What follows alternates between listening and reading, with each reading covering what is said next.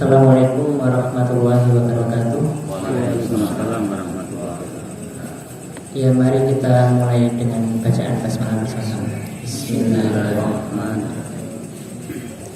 Yang pertama, salam al-Ustadz untuk kita semua.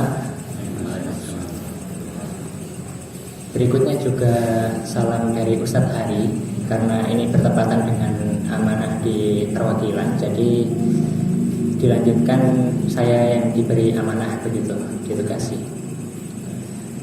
Dan langsung saja, innal hamdalillah nahmaduhu wa nasta'inuhu wa nastaghfiruh wa na'udzu billahi min shururi anfusina wa min sayyiati a'malina. Man yahdihillahu fala mudilla lahu wa man yudlil fala hadiya lahu. Asyhadu an la ilaha illallah wahdahu la syarika lahu wa asyhadu anna Muhammadan abduhu wa rasuluh. Yang pertama dan paling utama, marilah kita senantiasa mengucapkan bersyukur atas kehadirat Allah Subhanahu wa taala yang telah melimpahkan karunia-Nya sehingga kita dapat bertemu kembali, apalagi ini di tahun yang baru, meskipun ini bukan tahun baru Hijriah, bukan tahun baru Islam, tapi kita mau tidak mau juga ikut terbawa, istilahnya terbawa suasana New Year. Kita say goodbye di tahun 2022, sekarang 2023 ya. Jadi kita tak lupa juga salawat serta salam tetap tercurah pada junjungan besar Nabi kita Nabi Muhammad SAW. Berikutnya sampai hampir lupa, absensi terlebih dahulu ya. Mohon maaf bagi yang putra terlebih dahulu.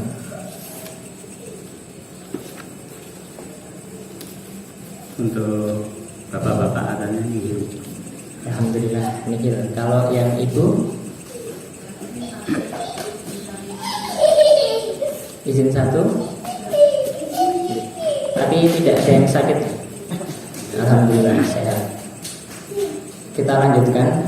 Jadi kemarin istilahnya ada saya sudah diceritakan oleh Ustadz Hari begitu, maksudnya udah diwanti-wanti Ustadz Hari, nanti giliran kamu ya begitu. Namun pas sudah persiapan istilahnya, oh ternyata ada kajian gabungan kalau tidak salah. Nah setelah itu yang awalnya ada pertemuan pengurus dan lain sebagainya, sepertinya seperti itu. Dan ini alhamdulillah baru tersampaikan, baru berkesempatan di sini. Dan saya sampai membuat sedikit catatan. Ini saya lihatkan. Jadi catatannya mungkin agak sedikit lucu gitu ya. Catatannya cuma seperti ini. Karena apa? Karena awalnya itu memang mengingat. Nah setelah itu, waduh nggak jadi. Setelah itu mengingat lagi, oh nggak jadi lagi. Dan ternyata ini materinya jadi ketumpuk-tumpuk begitu. Setelah itu kebetulan di kepemudaan itu ada acara dari TPA, dari pemuda dan lain sebagainya. Itu nambah materi juga. Kemarin alhamdulillah ketemu Mas Kois juga itu di acara TPA dan lain sebagainya. Di sini alhamdulillah loh, di Gondangrejo ini adalah termasuk TPA yang istilahnya kemarin ketika kita ngecek datanya begitu, kan istilahnya efektivitas masuknya santri itu ya, pembelajaran yang bagus itu kan minimal sepekan 3 kali. Itu sekarang anyar itu yang istilahnya tunjuk tangan atau raise hand itu, angkat tangan begitu, hanya sekitar 4 orang. Dan alhamdulillah salah satunya juga di cabang Gondangrejo 7 ini. Ini masya Allah sekali. Namun juga alhamdulillah memang saya lihat-lihat sejak dari dulu sebelum saya tahu Gondangrejo 7, alhamdulillah di lingkungan Gondangrejo ini saya ketahui memang dari desa-desa, dari lingkungan lokal, alhamdulillah juga memperhatikan yang namanya TPA gitu. Nah itu istilahnya patut disyukuri dengan apa? Semuanya bermujahadah. Misalnya yang istilahnya belum ikut andil di bagian apa, silahkan pilih bagian, bolehlah di TPA dan lain sebagainya. Nah ini berdasarkan materi yang sempat kita siapkan gitu. Jadi kita akan membahas sedikit saja beberapa poin, karena Allah sendiri mencintai hal yang itu meskipun sedikit tapi istiqomah, daripada terlalu mulu-mulu, terlalu banyak nanti tidak istiqomah dan lain sebagainya. Atau bahkan boleh jadi karena terlalu banyak, terlalu mulu-mulu jadi memberatkan diri kita sendiri, atau bahkan tidak hanya diri kita sendiri, memberatkan juga audiens semuanya. Demikian. Nah di sini kita akan membahas sedikit-sedikit. Yang pertama itu mengenai Nataru. Jadi Natal dan Tahun Baru begitu. Dan ini kan memang sudah menjadi kelaziman terjadi di namanya Indonesia. Indonesia ini istilahnya terdiri dari masyarakat yang majemuk. Maksudnya majemuk itu banyak suku, banyak ras, banyak agama, dan sangat menjunjung rasa toleransi begitu. Di beberapa negara itu hanya terdiri 2 suku, ada yang terdiri 3 suku dan lain sebagainya. Itu pun selalu berseteru, selalu cekcok, selalu konflik dan lain sebagainya. Bahkan terjadi perang saudara sampai sekarang. Alhamdulillah di Indonesia ini bayangkan yang sukunya sampai ratusan, bahasanya sampai ratusan, pulau-pulaunya juga bahkan ribuan begitu. Namun bisa menjaga toleransi, menjaga keutuhan NKRI dan lain sebagainya ini sangat istilahnya luar biasa. Karena memang istilahnya kalau diisi istilahnya dalam ayatnya yang kemarin itu yang kita sempat sampaikan juga yang Al-A'raf ayat 96, walau anna ahlal qura amanu wattaqu la fatahna 'alaihim barakatin minas sama'i wal ardh. Jikalau sekiranya penduduk suatu negeri itu beriman dan bertakwa, maka Allah akan limpahkan berkah dari langit dan dari bumi. Demikian. Jadi ini salah satu wujud kalau orang-orang itu bermujahadah. Kita lihat di Karanganyar ini saja ya. Di Karanganyar itu pondoknya ada berapa? Itu ada banyak banget. Jadi di Mojokedang pun itu udah berapa ya? 5 atau 7 itu. Itu pondok pesantren. Itu baru di daerah Mojokedang. Naik sedikit di Karangpandan, Tawamangu, itu pondok-pondok semua. Setelah itu geser sedikit mungkin ke Klaten, ke Sragen, pondok-pondok juga dan lain sebagainya. Masjid juga di mana-mana banyak. Alhamdulillah kita syukuri. Ini salah satu wujud bahwasanya kalau kita demikian bermujahadah, terus pergerakan Islam, pergerakan agama ini, pergerakan hal yang hak ini terus bergerak, maka insya Allah benar akan Allah limpahkan berkah dari langit dan dari bumi. Istilahnya Indonesia jadi seperti saat ini bisa seindah sekarang. Mungkin memang ya banyak di sosial media yang istilahnya suka bermain politik dan lain sebagainya, suka istilahnya menunjukkan bahwasanya Indonesia sedang tidak baik-baik saja gitu dan lain sebagainya. Kita istilahnya diajarkan dalam Islam untuk tidak terbawa. Kita diibaratkan harus yang namanya tabayun. Apa itu? Memastikan kebenarannya. Tidak boleh langsung meneruskan sebuah berita bohong. Bahkan ada ayat dan hadisnya. Kalau kita sampai meneruskan itu termasuk orang-orang yang celaka demikian. Nah makanya kita dibiasakan tabayun, jangan percaya hoax, dan kita fokus saja ngaji, memperdalam ilmu agama dan mengamalkannya sebaik mungkin begitu. Jadi pergerakan Islam ini, pergerakan dakwah ini di mana-mana, di Alhamdulillah di Karanganyar. Banyak orang yang kadang pun heran, gunung-gunung di sekitar kita itu banyak yang erupsi, meletus dan lain sebagainya. Namun kita lihat Gunung Lawu itu ya adem ayem begitu ya, dibuat wisata ya enak. Kita kebetulan juga termasuk aktivis wisata, seorang tour guide atau seorang pemandu wisata. Di tempat wisata-wisata, kalau dibandingkan juga alhamdulillah perbandingannya terlihat. Saya pernah di wisata di luar kota, entah di mana saya nggak mau menyebutkan takut nanti menjadi membuka sebuah privasi atau membuka aib begitu ya. Nah ini kita ketika di wisata di Karanganyar, kita itu pergi ke masjid-masjid umum. Alhamdulillah, masya Allah itu jamaahnya itu kebanyakan juga hampir penuh, padahal masjidnya kecil. Nah ketika di wisata di tempat-tempat tertentu, padahal sama-sama pelosoknya, sama-sama terpencilnya gitu. Ternyata ketika ke masjid, masjidnya besar, masjidnya bagus, tapi jamaahnya ternyata tinggal beberapa orang saja. Ya 5 lah, ya 7, satu soft pun nggak penuh begitu.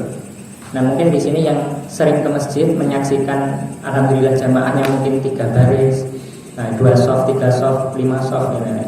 Itu masya Allah sekali, patut kita syukuri. Syukuri dengan apa? Ya dengan bermujahadah, bersungguh-sungguh begitu ya. Kita lihat saja, mungkin ya boleh jadi Gunung Lawu itu adem ayem, tapi kalau kita nggak bersyukur, kita istilahnya mengingkari janji-janji Allah, mengingkari ayat-ayat Allah, maka boleh jadi sangat mudah bagi Allah istilahnya untuk membalikan Gunung Lawu itu seperti mangkok soto begitu ya.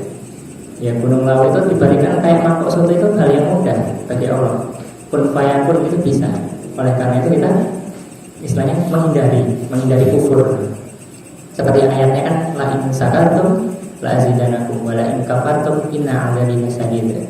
Apabila kita bersyukur maka Allah akan tambah nikmat, apabila kita kufur azab Allah sangat pedih. Kita ingat-ingat juga beberapa saat yang lalu kan kita sebelum menginjak tahun baru dihadapkan dengan berbagai bencana. Alhamdulillah SAR kita juga aktif ke sana. Ada yang trauma healing dan lain sebagainya seperti itu. Kembali lagi ke Nataru, kita diibaratkan atau dibiasakan di majelis kita ini untuk senantiasa untuk tidak taklid. Apa itu taklid? Taklid itu istilahnya kita itu meniru suatu hal yang tidak kita ketahui. Misalnya Natal, tanpa sepengetahuan kita, anak-anak kita itu terkadang nggak sadar juga mengucapkan selamat Natal. Mungkin di sini ada begitu yang mengucapkan, ada enggak? Betul kan? Karena itu mengucapkan selamat Natal saja itu mengorbankan akidah begitu. Jadi akidah itu kan terkait dengan yang namanya ikrar. Ikrar kita kepada Allah. Ikrarnya dengan apa? Dengan syahadat. Padahal dalam Islam itu diajarkan yang namanya toleransi. Itu istilahnya menghargai, menghormati, saling menjaga, namun tanpa mengorbankan akidah di antara kita. Lakum dinukum waliyadin. Untukmu agamamu dan untukku agamaku begitu. Jadi istilahnya kalau kita mengucapkan Natal sama saja kita telah mengorbankan akidah kita. Karena itu terkait dengan ikrar kita kepada Allah, syahadat, bahwasanya kita mengakui bahwasanya tiada Tuhan selain Allah. Namun ketika kita mengucapkan Natal sama saja kita sepakat atau setuju bahwasanya ada sekutu selain Allah, demikian. Maka istilahnya meskipun terlihat sepele namun perlu diperhatikan. Kadang-kadang anak-anak kita itu toleransi, namun terkadang salah penafsiran. Kan masih anak-anak ya, belum cukup mengetahui. Terkadang di sekolah-sekolahnya itu kan mungkin ada yang sekolah negeri, teman-temannya ada yang istilahnya merayakan celebration begitu. Ini mengikuti, mengucapkan selamat Natal lah, membuat kata-kata, atau bahkan sampai beli hadiah entah apa namanya, binder yang buku-buku itu loh, terus coklat dan lain sebagainya. Terkadang demikian. Kita perhatikan anak-anak kita, jadi jangan sampai istilahnya meskipun terlihat hal sepele itu kita tanamkan sejak kecil. Kalau udah ditanamkan sejak kecil, insya Allah nanti kedepannya tertata begitu. Kan menanamkan sejak kecil itu seperti mengukir di atas batu. Kalau udah besar, karena sejak kecil mengamalkan dan menganggapnya biasa, ini kan toleransi begitu, ini kan dan lain sebagainya. Maka ketika dewasa kita tanamkan itu seperti mengukir di atas air, karena udah mulai bisa beropini, udah mulai bisa berpendapat, udah mulai bisa memegang jati dirinya sendiri. Bahaya nanti malah boleh jadi kita satu keluarga bisa ramai hanya karena mengucapkan Natal, demikian. Nah karena itu untuk menghindari hal-hal demikian kita tanamkan itu sejak kecil. Karena apa-apa itu kalau udah ditanamkan sejak kecil, insya Allah kedepannya nanti mudah. Seperti halnya sebuah kapal atau bahtera, itu retak kecil gitu ya. Kalau retak cuma retak nggak apa-apa begitu, masih bisa jalan. Cuma retak kan nggak kemasukan air, masih bisa jalan begitu. Jangan, Islam itu mengajarkan hal sekecil apapun itu tetap kita perhatikan begitu. Makanya kalau kapalnya retak, diganti lapisannya atau ditambal dulu. Kalau udah bisa diganti begitu. Jadi kita terbiasa. Kalau keretakan kecil dibiarkan, lama-lama mungkin bisa jadi bocor, bisa jadi menenggelamkan kapal tersebut. Makanya ku anfusakum wa ahlikum nar begitu. Jagalah diri kita terlebih dahulu nih.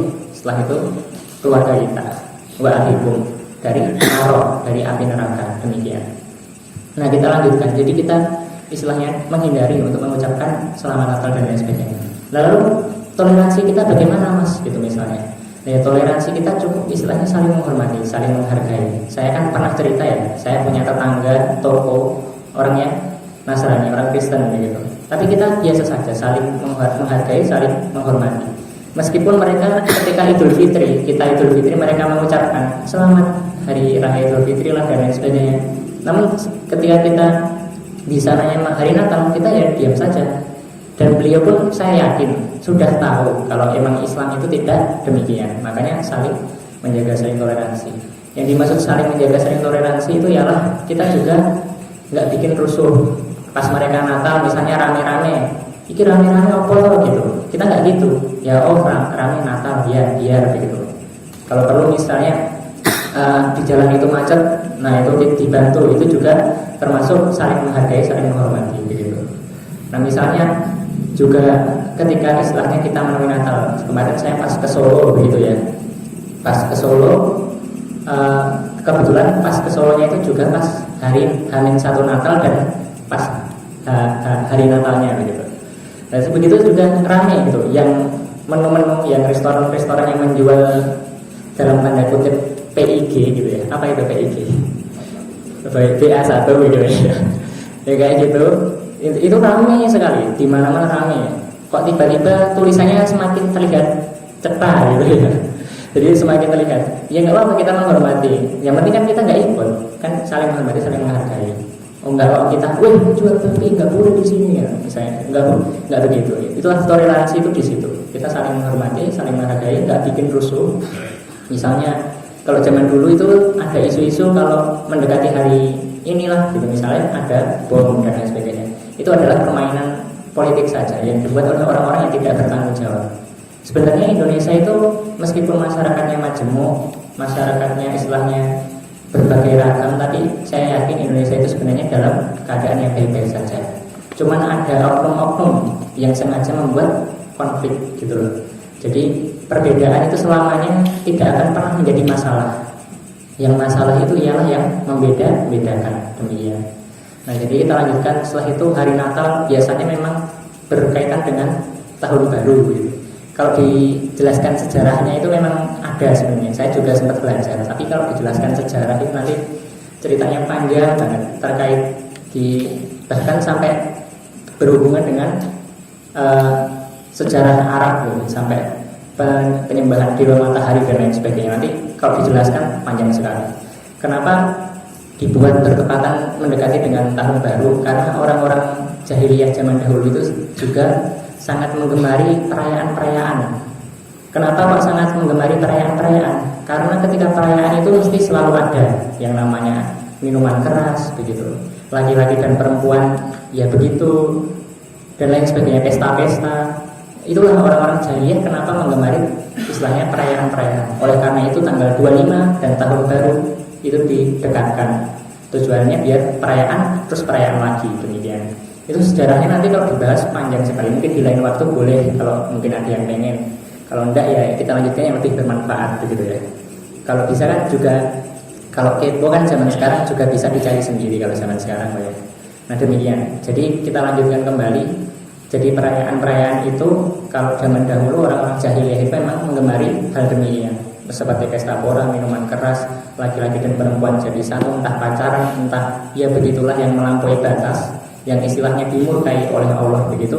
Orang-orang zaman jahiliyah itu memang menyukai hal yang demikian. Oleh karena itu terbawa sampai sekarang. Kenapa? Karena yang pemimpin-pemimpin saat ini, pemimpin dunia loh, bukan saya menafsirkan pemimpin yang lain. Pemimpin-pemimpin dunia yang istilahnya menguasai dunia ini kebanyakan orang-orang yang Yahudi, orang-orang Nasrani demikian. Oleh karena itu seakan-akan Indonesia juga termasuk terkena imbasnya, terbawa arus begitu maksudnya. Namun apakah kita bisa melawan arus begitu? Bisa, kita itu bisa melawan arus. Umat Islam itu juga menjadi umat yang menjadi perhatian sejak zaman dulu sampai sekarang.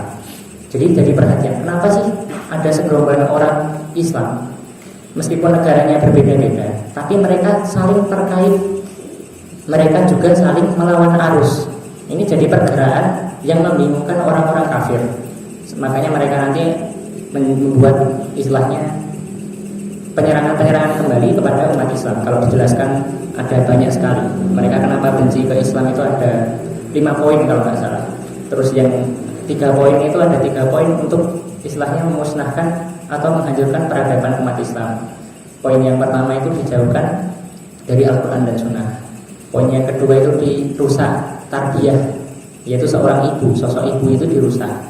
Maksudnya dia dirusak dengan apa? Mungkin dengan suka joget-joget, suka tiktokan, suka enggak, biar anak perempuan itu enggak, orang perempuan seharusnya yang mendidik di rumah itu biar waktunya enggak ada buat mendidik anaknya, itu gimana? Istilahnya dimasukkan yang namanya propaganda emansipasi wanita dan lain sebagainya. Wanita sekarang bisa jadi apalah, jadi apa. Kalau dulu misalnya cuma yang mengendarai kendaraan tertentu hanya laki-laki. Sekarang wanita bisa, misalnya apa ya, kereta atau pilot bahkan, mungkin seperti itu. Itu cuma pemisahan. Kalau pilot kayaknya nggak mungkin deh, karena kebanyakan pramugari. Nah itu sekedar contohnya saja. Jadi kayak dimasukkannya propaganda emansipasi wanita supaya wanitanya istilahnya tidak fokus tarbiyah mendidik anak-anak, akhirnya fokus kerja dan lain sebagainya. Kalau wanita fokus kerja terus nanti disisipkan lagi level selanjutnya supaya wanita-wanita itu tidak menghormati suaminya karena perasaannya seperti bisa mencari uang sendiri, seperti power sendiri begitu, merasa berkuasa. Akhirnya demikian. Itu termasuk serangan-serangan yang diajukan orang kafir kepada Islam. Demikian. Nanti kalau dibahas juga panjang, tapi jangan diteruskan. Nah setelah itu kita kembali lagi ke tahun baru. Kita alhamdulillah di majelis kita itu istilahnya ketika tahun baru ini itu selalu dibiasakan untuk yang ada yang namanya mabit. Nah, alhamdulillah kemarin di perwakilan Karanganyar juga telah dibagi per daerah. Saya kebetulan mendapatkan daerah di Jumantono 3. Nah, itu korwil berapa saya juga kurang hafal. Kalau di Gondang Rejo ini berkumpul mabitnya itu di cabang mana ini kalau boleh tahu? Cabang Gondang. Oh, Colomadu 1. Di Colomadu 1. Nah kemarin acaranya kan di pemudaan itu juga dibuatkan brosur tersendiri. Nah itu istilahnya kita juga menyampaikan sedikit. Brosurnya kalau disampaikan semua juga nanti berlembar-lembar. Kalau saya istilahnya membaca brosur itu saya yakin saya sendiri ngantuk apalagi yang lain begitu. Jadi kita nggak membaca brosurnya. Kita cuma menyisipkan mengambil satu ayat saja. Ya boleh dibuka surat Al-Imran ayat 110. Ini salah satu materi yang disisipkan yang dibuat di itu pemuda karakter pembangun itu yang di istilahnya untuk tahun ini. Quran surat Al-Imran surat 3 ayat 110. A'udzu billahi minasyaitonir rajim. Kuntum khayra ummatin ukhrijat lin-nasi ta'muruna bil ma'rufi wa tanhauna 'anil munkari wa tu'minuna billah. Walau amana ahlul kitab lakana khairan lahum minhum mu'minuna wa aktsaruhum fasiqun. Kamu yakni umat Islam adalah umat terbaik yang dilahirkan untuk manusia karena kamu menyuruh berbuat yang ma'ruf dan mencegah dari yang mungkar dan beriman kepada Allah. Sekiranya ahli kitab beriman, tentulah itu lebih baik bagi mereka. Di antara mereka ada yang beriman, namun kebanyakan mereka adalah orang-orang fasik. Ya jadi ayat ini kan kuntum khayra ummah. Jadi kita itu sesuai materinya. Materinya itu kalau nggak salah temanya kemarin karakter pemuda pembangun peradaban Islam kalau nggak salah ya.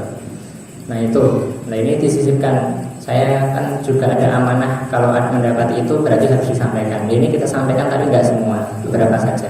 Salah satunya di ayat ini Al-Imran ayat 110. Jadi kuntum khairu ummah.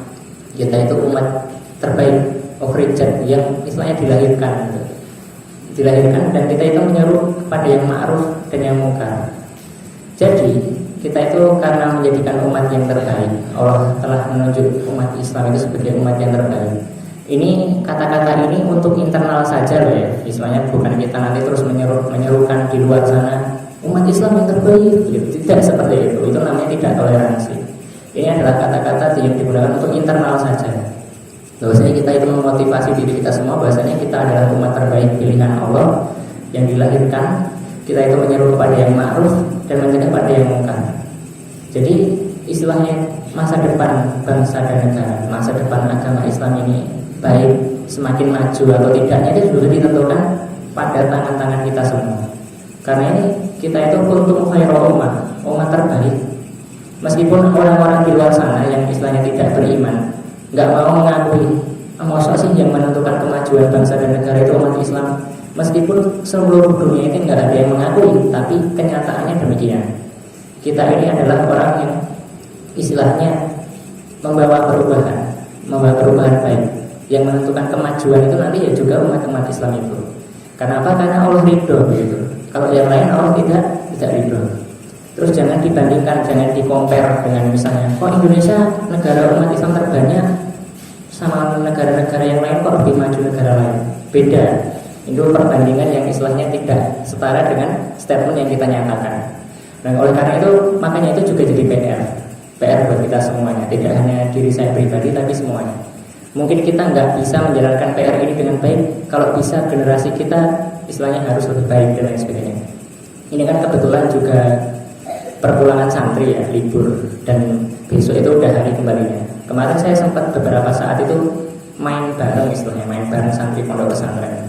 Setelah 4 tahun nggak ketemu, begitu akhirnya ketemu, main bareng. Nah, sampai sore, setelah itu azan maghrib seperti itu. Pas azan maghrib kita sholat. Setelah sholat selesai, dia itu di masjid itu ada yang namanya kaligrafi begitu kan biasanya, banyak gitu muterin masjid. Nah itu sama dia itu kan tulisannya kan kadang tidak berharokat, terus dengan seni gitu. Dia itu dengan mudahnya itu baca satu-satu dari sudut paling paling kanan ke kiri, muter gitu. Itu dengan mudahnya baca gitu. Kamu kok bisa baca? Tak tanyain gitu. Bisa lah, ini udah biasa gitu. Saya terkagum gitu. Terus habis itu sambil dia jelasin, ini itu dengan khot ini, dengan khot ini. Khot itu kayak model penulisan. Kalau dalam bahasa komputer itu font. Font itu misalnya Times New Roman dan lain sebagainya kayak gitu. Itu dia juga sampai tahu ini menulisnya itu pakai khot jenis ini, gitu sampai tahu. Terus disuruh ayat berapa itu tahu, hadis apa tahu, gitu. Artinya juga tahu. Ini masya Allah sekali. Jadi saya terkagum, saya itu iri dalam kebaikan kan boleh, gitu. Andaikan saya dulu juga menemui pendidikan yang demikian, setelah itu digembleng sampai demikian kan alangkah indahnya gitu. Terkadang demikian, namun kita tidak begitu. Jadi itulah bukti, berarti alhamdulillah patut kita syukuri generasi setelah kita ternyata adalah generasi yang lebih baik dari kita. Berarti itu adalah peradaban yang benar. Peradaban yang salah itu gimana? Kalau sampai generasi kita, kan dalam ayat atau hadis ya, jangan kita tinggalkan generasi yang lemah begitu kan. Nah jadi itu salah satu wujud bukti, berarti peradaban yang kita jalani saat ini telah berhasil. Oleh karena itu kita dukung anak-anak sejak dini begitu ya. Kan nggak mungkin semua juga masuk pondok. Kan pondok nggak hanya Ponpes MTN, ada SMP IT, terus ada SMP IT MTA Gemolong dan lain sebagainya. Semuanya itu sama, istilahnya satu naungan, dan insya Allah outputnya nanti juga sama begitu. Nah ini kita berusaha, anak-anak didik kita itu sejak kecil dibiasakan, misalnya dari memilih sekolah juga TK MTA, mungkin SD-nya SDIT MTA dan lain sebagainya. Nanti insya Allah kedepannya berarti generasi selanjutnya akan lebih baik dari kita gitu. Kalau generasi selalu lebih baik dari kita, insya Allah kita itu akan tenang, kita akan senang gitu. Itu yang namanya qurrata ayun atau pembawa kesejukan. Jadi kita itu melihat anak-anak, melihat masa depan itu jelas, cerah begitu. Bayangkan saja kalau misalnya kita udah tua, tiba-tiba anak-anak didik kita itu, anak-anak kecil kita, anak-anak kita, cucu-cucu kita itu misalnya dikit-dikit ngomong jorok, ngomong kasar, dikit-dikit kena kasus, dilabrak orang gitu. Misalnya dikit-dikit ketangkap polisi, bayangkan kalau demikian. Maka mungkin hari-hari tua kita tidak akan menemui yang namanya ketenangan hati, tidak kenal yang namanya qurrata ayun dan lain sebagainya. Jangan sampai, ya karena itu kita jaga gitu. Setelah itu saya sedikit menyingkat materi-materi yang kita dapat sebelum sesi ini, sebelum kita menginjak sesi di Gondang Rejo 7 itu dengan singkatan DIRI. Mungkin boleh yang ada yang mencatat DIRI. Jadi D